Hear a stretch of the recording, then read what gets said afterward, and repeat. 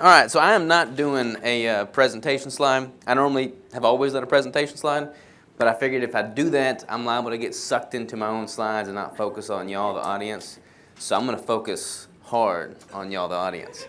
Hopefully this experiment goes well. So real quick, nobody can be sleeping during my presentation. I know it's my son's nap time. This goes for him too. He cannot be falling asleep.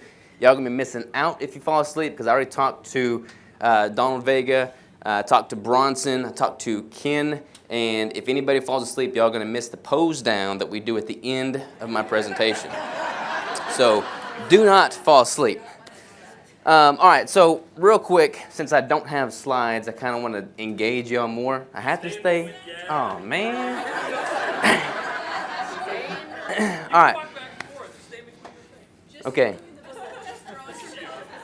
Sounds good. All right. How many of y'all, raise your hand if you are a bodybuilder. Okay, we have 3, I think, maybe 4. So what can I possibly add value to y'all's life with if most of y'all are not bodybuilders? We got another one there. Let me read y'all a quick definition. I wanted to ask. What you got? Consider a bodybuilder. Let's look into the definition here. So a bodybuilder is one who develops their body through exercise and diet specifically. Now, raise your hand if you're a bodybuilder. All right. Maybe I can say something for you now. All right. A lot of people look at bodybuilders as this extreme, like, oddity on the fringe of the norm that is not applicable to them.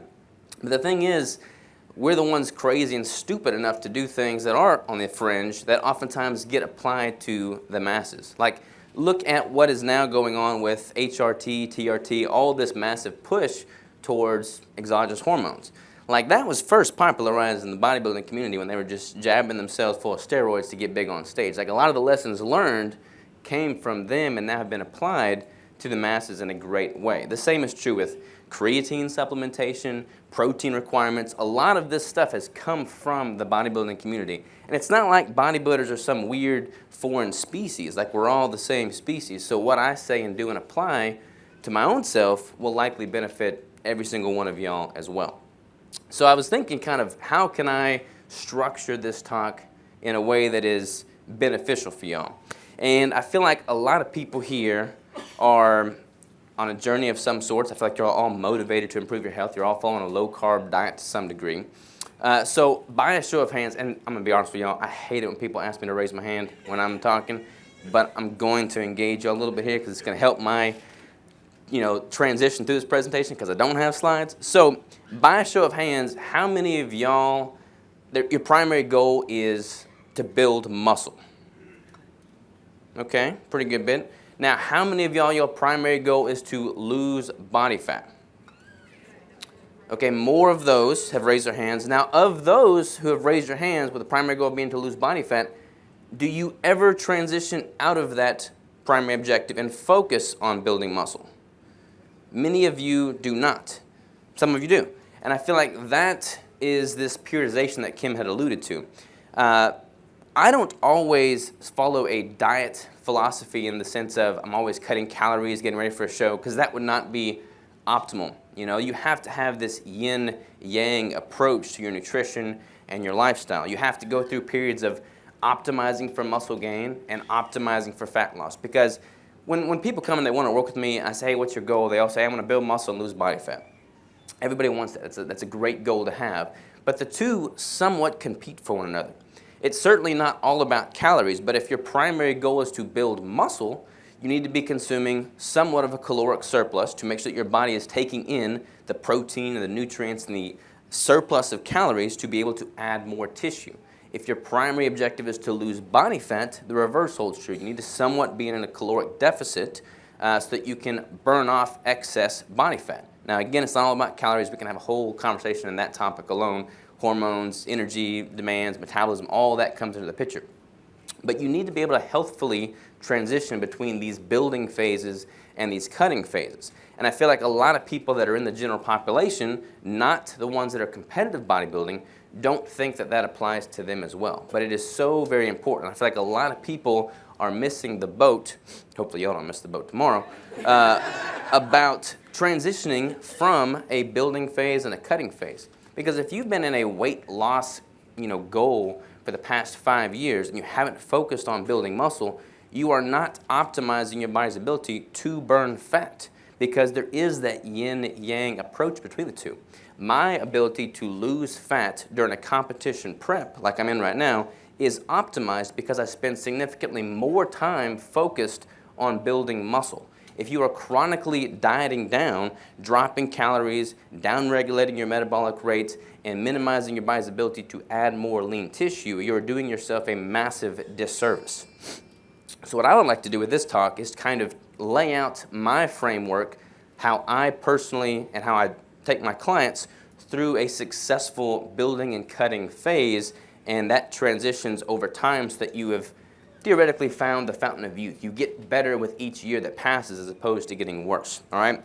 And I know there are mixed opinions about tracking, measuring calories, measuring macros, weighing out your food, eating intuitively, et cetera, et cetera. And to start, I would like to say I'm all for intuitive eating. Like when I'm in a building phase, most of what I'm doing is eating intuitively.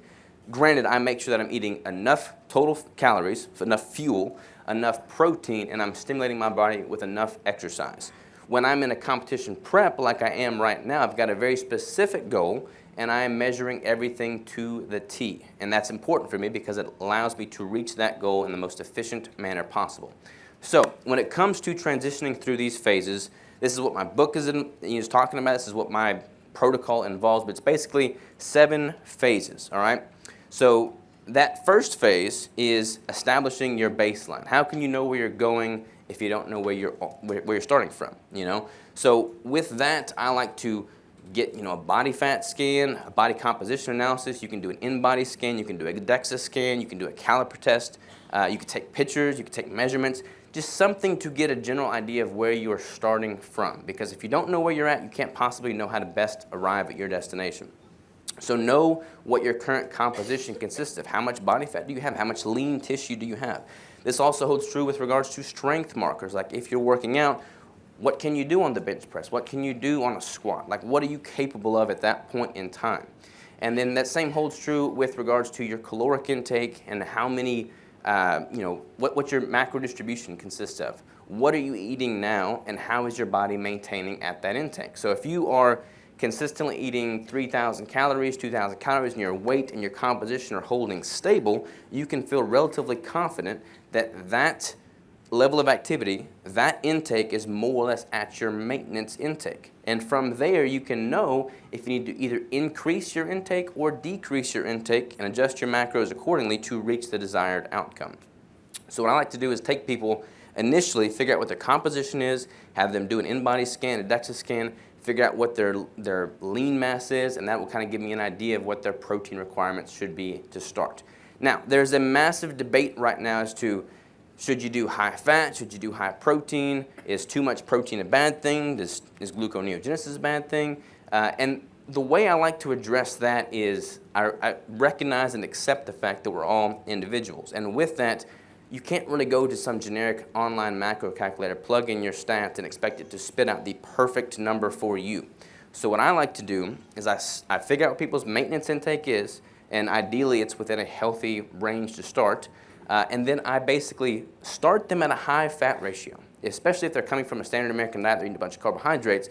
Their body's going to benefit from starting with a higher fat ratio so that their body can more efficiently learn to use fat as a primary fuel source, both fat and ketones for energy. By doing that, by definition, I'm likely starting with a little bit lower protein because we are starting with a higher fat ratio and we're staying within a certain caloric range. From there, I gradually increase their protein week after week after week while simultaneously decreasing their dietary fat. Then I can find out from them as an individual where their unique protein threshold lies. Like maybe they do better with a higher fat ratio, maybe they do better with a higher protein ratio, but if you're not gradually making these incremental changes, you would not know where that threshold for that individual lies. So the second phase, after establishing their baseline, is to gradually titrate their protein up week after week while simultaneously dropping their fat down until I find their unique threshold. That threshold is going to consist of Usually when my clients reach that threshold, they have decreased blood ketones, increased blood sugar, more joint pain and inflammation, more brain fog, things of that nature when their fat dips too low and their protein is too high for them as an individual. Because there is a point of diminishing returns when it comes to any macronutrient, protein included. From there, I move on to phase 3, which involves dropping both fat and protein. So total caloric intake is decreasing, and that's going to result in additional fat loss. And then at that point, by the end of that third phase, they're getting pretty hungry because their calories are dropping.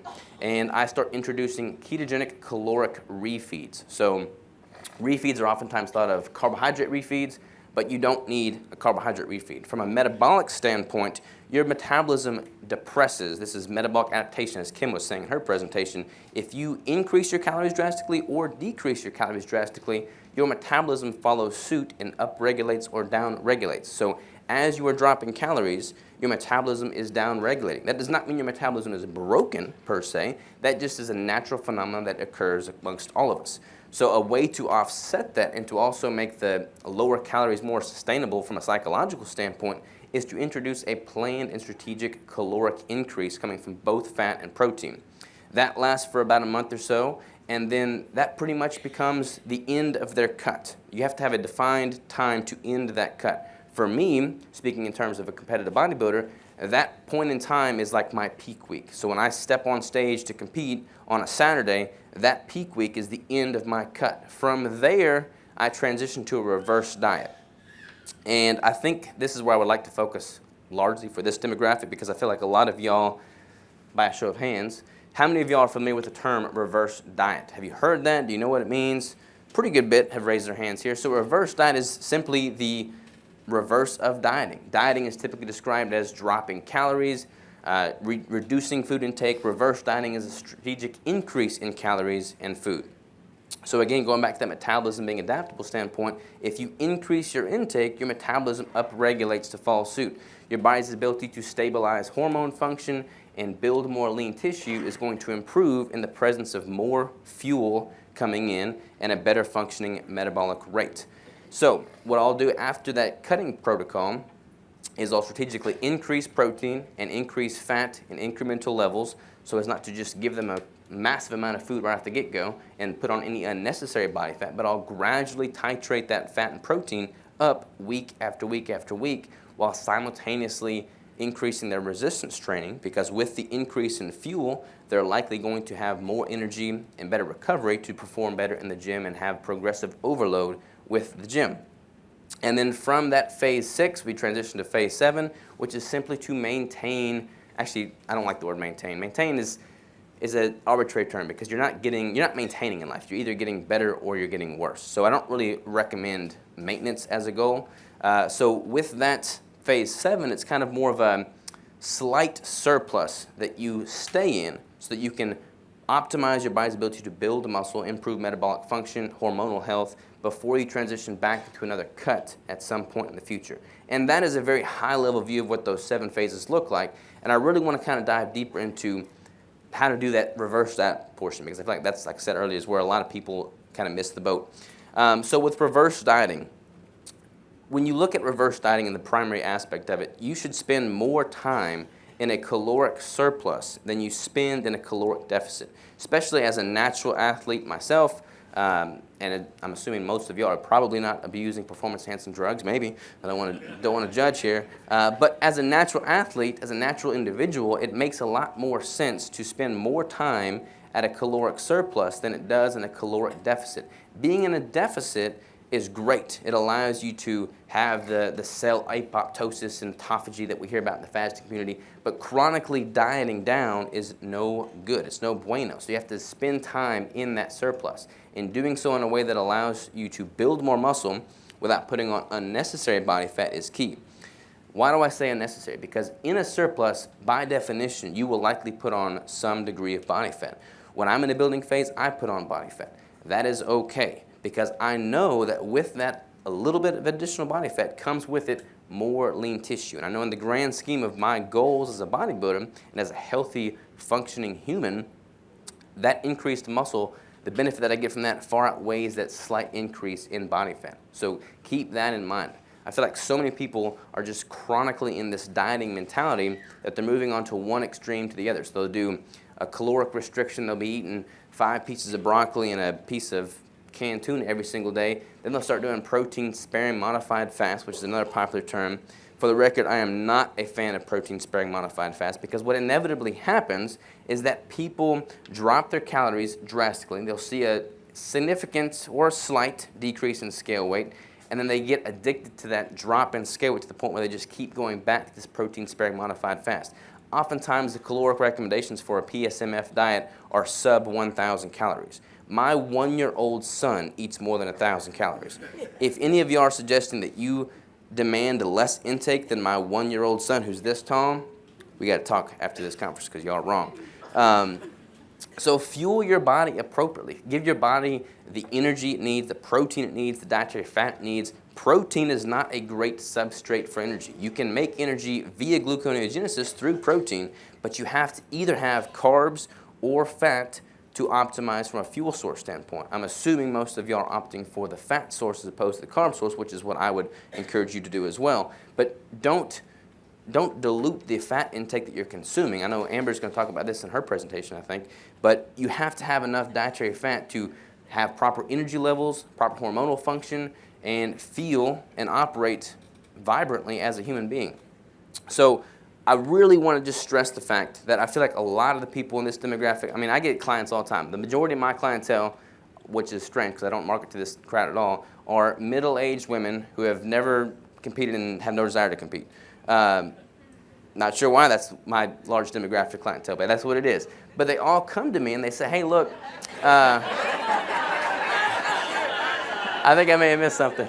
But they all come to me and they say, hey, I've been dieting for 5+ years. I've not eaten more than 1,500 calories, and I'm not losing weight.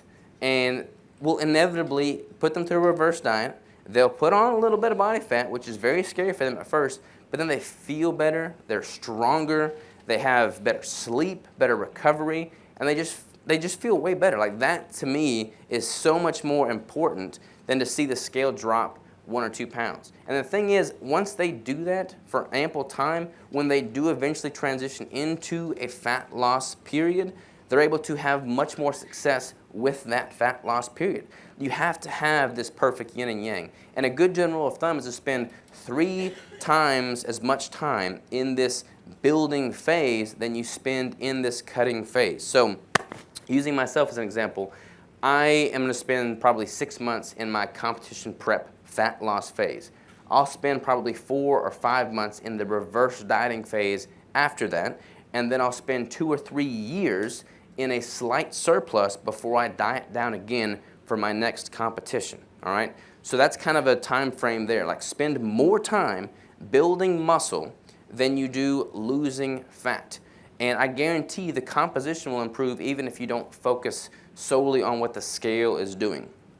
And if you feel better, if you look better, if you perform better, if you recover better, and if you have more muscle tissue, the fat that you do carry is going to look way better if it's evenly distributed over a layer of solid muscle tissue than it would if you have no muscle underneath. I guarantee it. I think I love my folks. I love my mom. She's 62 years old, and she had 2 surgeries this past year, and she finally went keto. I got her to go keto, so I feel great there. But she has not focused on weight training, and I've seen her lose muscle post-surgeries like it's crazy. Like I see my mom just, withering away, and it's sad for me to witness. And I know that she'd be able to mitigate that risk if she simply worked out and used the muscle. It's a classic scenario of if you don't use it, you will most certainly lose it. Everybody needs to weight train. You don't have to be a bodybuilder stepping on a stage in posing trunks like me to justify weightlifting. If you want to step on stage in posing trunks, more power to you. But you don't have to. Everybody needs to weight train. And you don't, if you're my dad, for instance, he doesn't even know what a bicep curl is. But he's a farm tough kind of guy. Like he's always working on the farm, he's using his body and demands a lot of his body. Most people don't live a life that is a requirement. We all sit at computers all day long and our body withers away and we're not using our muscles. And we have to find a way to do that. We live in a very plush era at this time, this day and age. We have to subject our body to adversity, to stress, to some form of resistance in order to keep becoming more and more resilient. So progressive overload from a very high level is the beauty and the underlying foundational component of weight training. You have to progressively overload your body's demands so that it has reason to grow. If you are eating more food, as you would be in a reverse diet and surplus, and you are progressively overloading the demands that you are subjecting your body to, it will have reason to add more lean tissue. That should be everybody's goal, regardless of your sex or your age. If you are 97 years old and you are having a hard time getting out of your walker every single day, then do a couple extra step-ups, just so that you can have a little bit more progressive overload every single day. Give your body reason to hold on to and add more lean tissue, because that lean tissue is going to be your quote-unquote longevity organ, I've heard it described as. Cindy, I know she's in here somewhere. There she is in the back. I ran into Cindy years ago, and then I ran into her again at the Hard to Kill Summit 2 years ago, and she had just started working out in the 6 months prior to that encounter. I could tell, before she told me she had started weightlifting, I could tell that she had started weightlifting because her eyes had more lightness to them, her figure was more robust, more resilient, she had more confidence in her posture, everything was better, and it was simply because she started weight training. I don't want to stand up here as a younger guy that's bodybuilding and be like, weight training is the way of the future, but weight training is the way of the future, all right? You got to do that. Now, I want to talk about one more thing with the 5 minutes I've got left, and that's kind of more of a mindset component, all right? So using, again, myself as an example, I don't feel like any of us here lack motivation. Y'all all spent the money to get here. You all spent the money to come to this conference. You probably are spending the money on the quality foods that you're eating when you're back home. I don't think any of y'all have a problem with motivation. Motivation is great, but it is very fleeting. Discipline is where it all lies, ladies and gentlemen. I'm on my competition prep right now, all right? And I don't say this to brag, but I want to be transparent with y'all. I've been on this ship same time as y'all have. The only thing I have eaten from this ship is 8 hard-boiled eggs a day and 1.5 tablespoons of heavy cream, which I measured out with a tablespoon measurer that I brought. Because I'm in a competition prep. I came here with a non-negotiable in my mind of look, I am going to be on my macros. I'm going to hit my goal intake. I'm going to not deviate from my plan just simply because I'm on a cruise ship. That is because of discipline that I possess, not because of motivation. So if you are where you want to be in life and you're happy doing what you're doing, then freaking rock on, more power to you. I'm super stoked for you. If you are not where you want to be, if you have further goals as it pertains to building more muscle or losing more body fat, then it is the discipline that you possess or don't possess that is going to allow you to reach that goal. Not so much majoring in the minors of seed oils and hyperpalatable processed foods. All of that plays a part in the picture for sure. But whether or not you have the discipline to adhere to the things required of you to reach that goal is going to be the make or break factor. And that is going to exist on a spectrum. I don't expect everyone here to only eat hard-boiled eggs while they're on a cruise ship, because you are not all trying to become the leanest man alive as I am. That's okay. 100% okay with that. But if you have a goal in your mind to add more muscle, to be more resilient so that you can play with your grandkids for 5 years longer, so that you can lose an extra 10 pounds of body fat, but then you justify in your mind that, hey, since I'm on a cruise, I should totally go buck wild and eat everything in sight, that's the reason you're not reaching that goal, Like Kim, I don't want to fit shame or fat shame or, have any type of dogmatic thinking towards the foods you're consuming. But I can tell you with 1,000% certainty that I have seen people lose body fat and build muscle on vegan diets, carnivore diets, keto diets, standard American diets, flexible dieting, if it fits your macro diets, all of that is possible. But all of those people that see that success are doing that, they're seeing that success because of what they allow themselves to do every single day. We do not rise to the level of our ambitions or our desires. We fall to the level of our systems and habits, all right? So if you put the right systems in place, if you have the right mentality, if you have the discipline required, if you have the right protocol, then you can become unstoppable. If you don't, you will fail, you will falter, and you will never reach the goal of which you desire. So the mindset component is huge. I hope that the framework that I've tried to outline with my book and my protocol gives somebody the framework to do so. But all in all, it all comes down to how you function in your mind, what the discipline you have consists of, and if it's going to be there or not. And it takes time to build that up. I'm not expecting everybody to go from 0 to 100 when it comes to their level of adherence to any type of diet. But making incremental progress. Just as you have progressive overload in the gym with your training, you have to have progressive overload with your mind and your capabilities, what you allow yourself to get away with. If you have not reached the goal that you have put forth for yourself, then you have to put in the work to do so. You can't simply, scapeguard the obstacles will come your way, y'all. They will come your way like they have inevitably on this cruise ship, like they will when you return to your day-to-day life. You're going to be subjected to all kinds of reasons to deviate from your weight training, from your diet, from your plan. If you give yourself the option to deviate, you will. If you go into it with this non-negotiable mentality, then you won't. And there is a yin and yang to that too. When I'm in a competition prep, I do not deviate. I just simply don't. When I'm in a building phase, I just simply make sure that I'm eating enough food and enough protein. I don't track macros religiously. I eat much more intuitively, and that makes being more strict in my cutting phase that much more sustainable because I have that yin and yang. Everybody needs that yin and yang. I'm not asking anybody here to be like a die-hard, track everything all the time, but figure out where that spectrum is for you, figure out what that yin and yang looks like for you, and then just simply adhere to that without fail because that is going to be what allows you to see the success you so desire. And I'm pretty much out of time.